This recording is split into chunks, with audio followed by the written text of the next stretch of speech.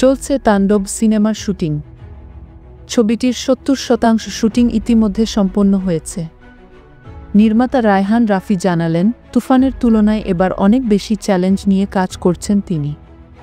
চিত্রনাট্যের নিরাপত্তা ও গোপনীয়তা নিশ্চিত করতে কঠোর ব্যবস্থা নেওয়া হয়েছে।